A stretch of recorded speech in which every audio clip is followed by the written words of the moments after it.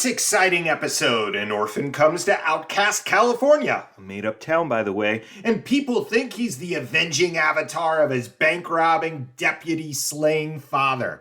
What do you think they call it? The Case of the Grizzly Goatee? Nope, too hip. It's Perry Mason, Season 3, Episode 24, The Case of the Ominous Outcast.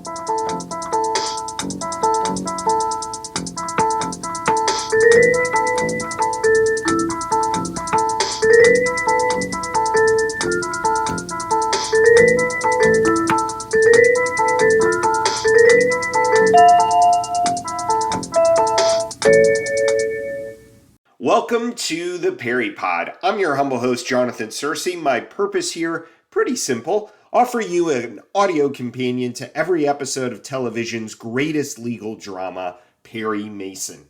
I plan to record a pod for every episode of the series, including the made-for-TV movies. We're making our way through the television series by following the original airing order of the series episodes, and in this one, you'll get a plot summary. And if the episode had been adapted from an Earl Stanley Gardner novel, I would have highlighted any big differences. Then I'm going to give you some trivia before I tackle the episode's theme. I'll then conclude with a Perry Proverb, a pearl of wisdom from the man himself, before we all relax at the water cooler, where just like Perry, Della, and Paul, we can discuss the ins and outs of our favorite legal cruise adventures. But, say it with me, first, to the law library! On each trip to the law library, we try to figure out some legal conundrum that will provide a precedent for future cases. During this visit, we're investigating donations to charities. Californian Fred Bell has a habit of giving money to an orphanage in Utah. One of the orphanage's boys wants to know why. He thinks the reasons for the philanthropy may be sordid. Perry gives us this reply about legal precedent. Why would that Mr. Bell send presents to the orphanage? Why would he? I'm afraid that's his business. And the law protects his privacy.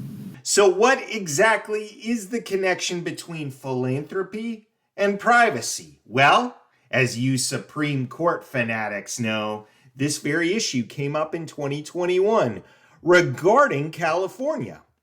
The U.S. Supreme Court ruled 6-3 that California could not require charities and nonprofit organizations operating in the state to provide the Attorney General's office with names and addresses of the biggest donors.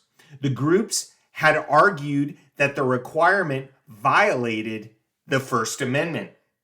The disputed measure required charities to file a copy of their IRS Form 990, including Schedule B, to identify major donors. The form requirement dated from 2008, when the Attorney General wanted to ensure the nonprofits deserved that nonprofit status. Before that, it's true, you couldn't get access to donor lists, and people like Mr. Fred Bell could remain anonymous. But all this is sound and fury. This isn't the case of the bald benefactor, after all. It's time to get to the plot of this episode.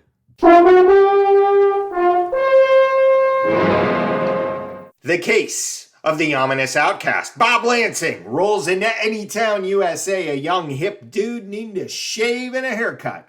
The local barber skips his lunch break to give Bob a goatee. Something's fishy. Yeah, it doesn't look so bad after all. Bad? It's downright striking. Okay, I'll be fearless. The haircut can wait. Now, hold on. I was just testing. I didn't mean you to go walking around in the thing. Well, relax. Maybe I'll like it. Here, go get yourself some lunch. And thanks again. When Bob tries to get a room at the local inn, he gets shown the door. Fortunately, J.J. Flaherty, amiable gent that he is, offers accommodations to our goateed friend. Bob explains what he's doing in this suspicious burg. Look, all I'm going to do is see a guy named Bell. A friend, a very old friend. An old man in Salt Lake. He asked me to thank Mr. Bell for some things, that's all. See, this old man in Salt Lake, he's headmaster of an orphanage. It's the same orphanage I grew up in. Old Orphan Bob heads over to see Fred Bell, and the results are, well, underwhelming. Fred Bell's wife spills the beans as to why everyone's acting weird around Bob. Oh, really, Fred? It's bubbling all over town. They're saying he's come back. It's his ghost. It's his son, maybe. The spitting image of the town's most awful criminal. What do you suppose it feels like to be the son of a murderer? That sends Bob over to Perry, who explains just who Bob's father was. On May 12th, 1939, a man named Lynn Aberdeen held up the First Pioneer Bank in Outcast. Aberdeen was shot and wounded by a guard as he made his getaway. That evening, the bank robber was spotted in a produce truck trying to leave town. He was then shot and killed by deputy sheriffs. Back in Outcast, J.J. Flaherty meets with town tycoon Tom Quincy. We've got the down low on Tom and Mrs. Fred Bell. Woo-wee. After Bob pays a visit to his father's grave, he walks down the street, getting the funniest looks from Fred Bell he meets. Cue the music. Cue the dim-wittery. Please, not here. Listen, no!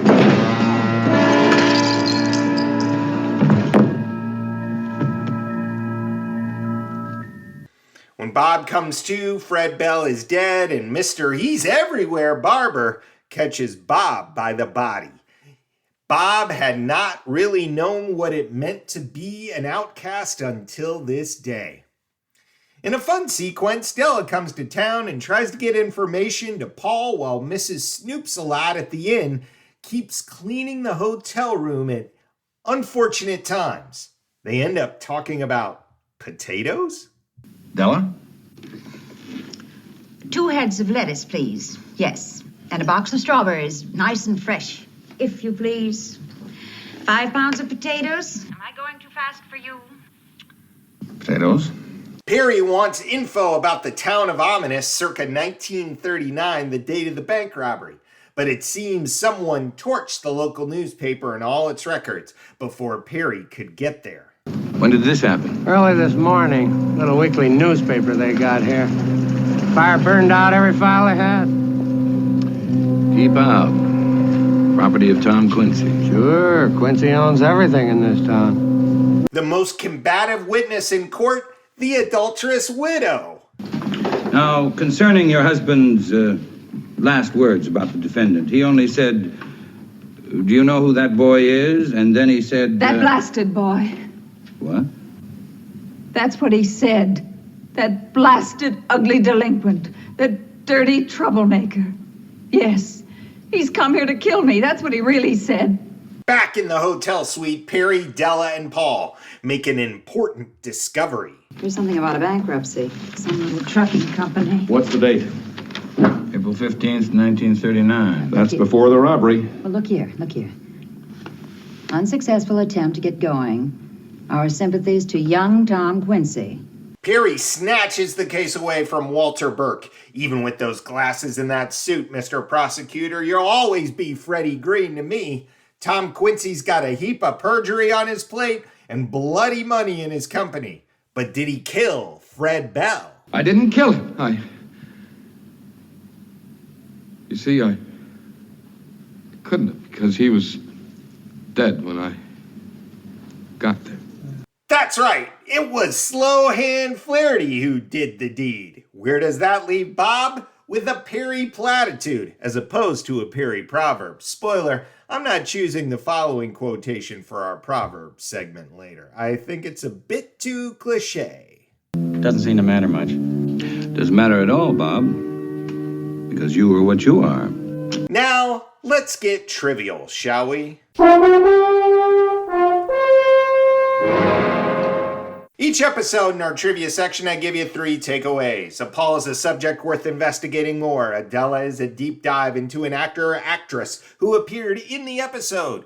And a Perry, something we learn about our intrepid hero. First, our Paul. So we've got a bank robber who takes care of his son with his dying wish. Sure, I got the money all right. Aberdeen gave it to me. He was hurt. He knew he was going to die, and so he gave me the money in return for taking care of his boy. My question, is this purely fictional?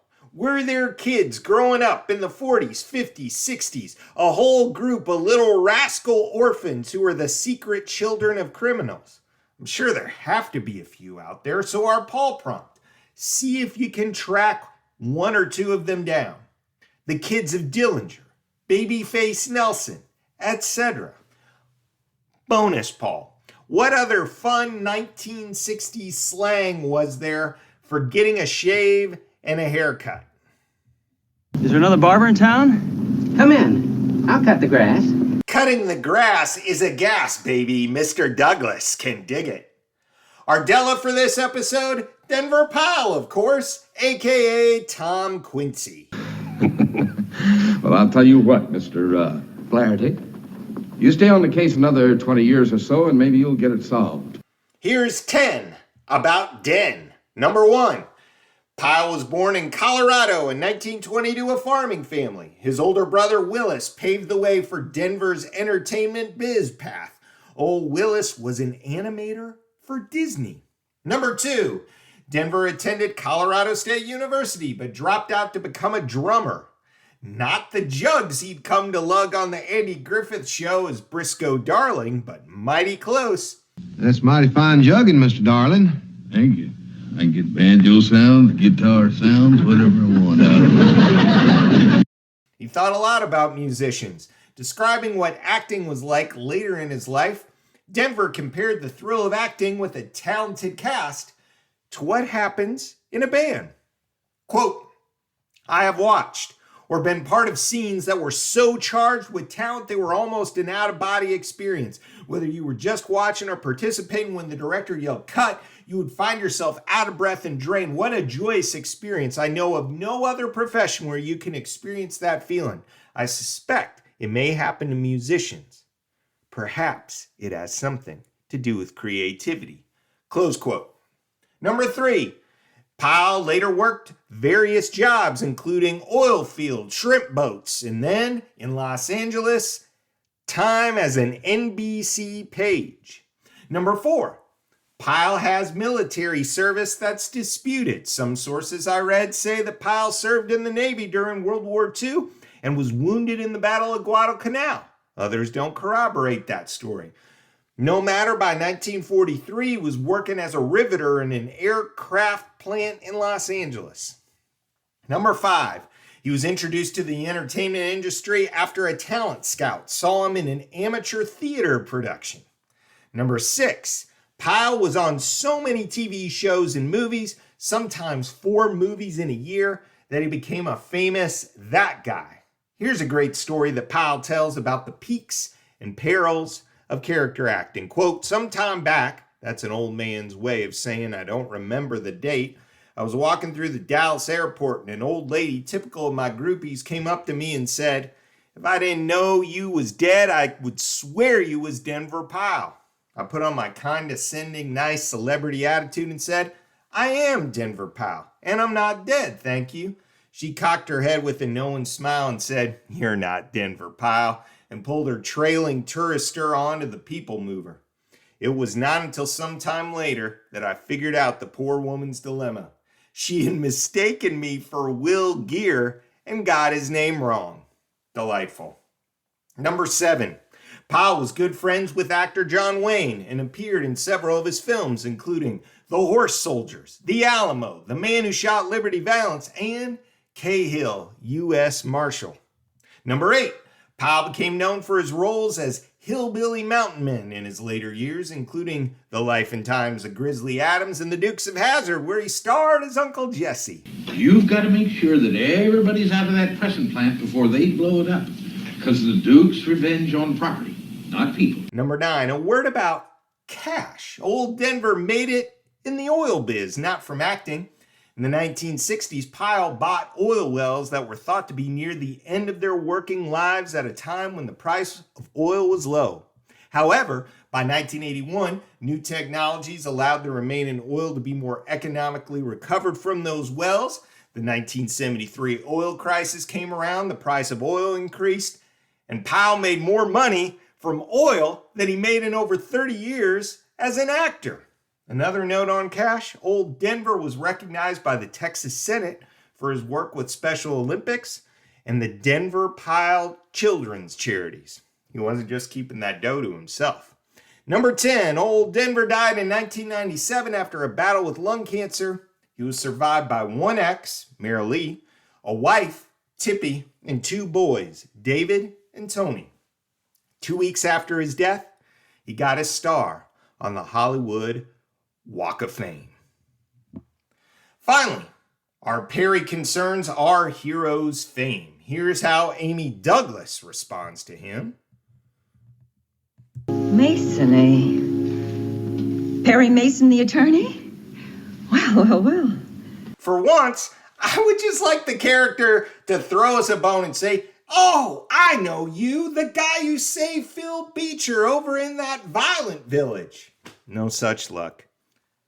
Our theme for the episode is identity. Bob Lansing isn't really Bob Lansing. He's Bob Aberdeen. Well, more precisely, he's both Bob Lansing and Bob Aberdeen. Before Bob can recognize that he's more than just a bank robber's son, he's got to reckon with the identity of his father, Lynn. Now, early in the episode, all the recognition scenes come from other people recognizing Bob, the barber, the innkeeper, Vivian Bell, and even Perry and Della. They have to tell Bob he looks just like his dad. They know Bob better than Bob knows himself. But then Bob gets a turn. Before Bob can be at peace with who he is, he has to recognize his dad. So in the soundstage cemetery, Bob says this one line. Once a thief, always a thief. Well, Bob, you gotta learn that even if your assessment of dad is true, it's not the whole truth. That's not the way identity works. Because Bob's dad was shot down, he didn't get to turn a new leaf. And as it turns out, Bob, your dad, gave away the money he stole in exchange for Tom Quincy protecting you. He did try to take care of you, Bob. As the episode ends, Bob does know himself. He might be from Outcast, but that doesn't mean he has to be an outcast. Now, let's hear a Perry Proverb. Well, this is kind of a twofer. I'm going to let Bob give his best speech in the entire episode. Way to go, Jackson Gillis. Then, allow Perry to retort. I tell you, you get eyes in the back of your head. Every time somebody gives you a funny look, you say, maybe that's a relative of mine. And the second I walked into that dirty town, everybody in the place started to... You know, I think it was very wise of you to come into Los Angeles to see an attorney. It'd be even wiser, Bob, if you'd leave this whole thing in the hands of Dr. Kennedy and myself. Sometimes the truth is not found easily. The first half is standard authority talk from old Perry. Leave it in the hands of professionals, son. The second half, though, that might be a motto for the entire Perry Mason series. Witness countless cop and DA blunders as they, with good intentions, search for the truth. It's harder than you think, boys and gals. Now it's time for a swig from the water cooler. You know, there is one thing I don't understand. Go on, Paul. Each episode in our water cooler section, we give you deleted scenes, sequences that, for whatever reason, didn't make the final cut. Number 1, Mr. Douglas trims Bob's beard bit by bit, so we get a montage of various looks for our protagonist. Mutton chops, the Dali, the horseshoe, the Garibaldi, and the dreaded soul patch. Number 2, a scene of Tom Quincy and Vivian Bell cutting a rug, wherein Tom turns into Briscoe Darlin and just stops one foot and claps his hands in time to the beat.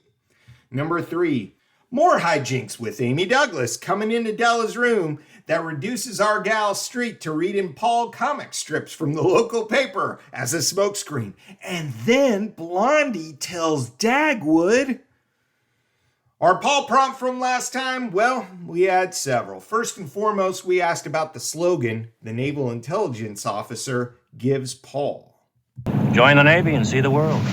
Well, join the Navy, see the world was part of advertisements for the Navy circa World War II and up through the Vietnam era. It was never an official slogan. It turns out the Navy didn't start having an official messaging or recruiting campaign with a slogan until 1973, when it became necessary to recruit for the all-volunteer force. Here's a series of slogans the Navy has used since then. Be someone special. Navy, it's not just a job, it's an adventure. You are tomorrow. You are the Navy. Let the journey begin.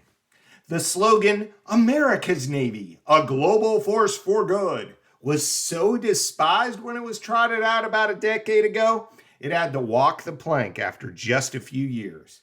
The current slogan, forged by the sea. As for Paul's drink, I got no clue, and no dice on the Dolores Chapman portrayer either. If you've got leads for those two questions, let me know. Now, let's get to a listener letter. Shout out to listener Banana Bob, who's been leaving frequent comments on the pod's YouTube channel.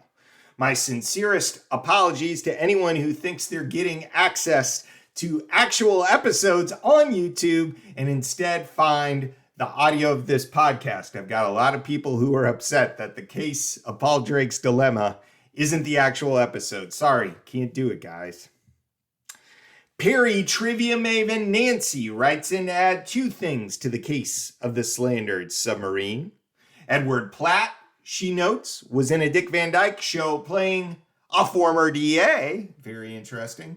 And Raymond Burr's military service, she points out, is in question.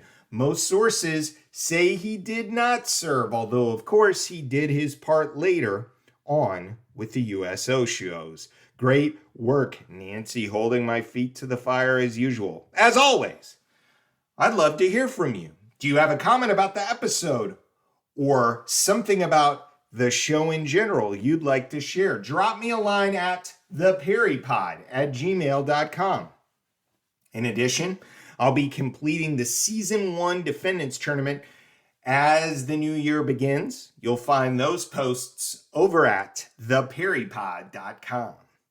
Next time, we've got a heady mix of invention, infidelity, irateness, and incarceration as we tackle the penultimate episode of Season 3, The Case of the Irate Inventor. Join us, won't you? Until then, this is Jonathan Searcy saying, keep on walking that Park Avenue beat!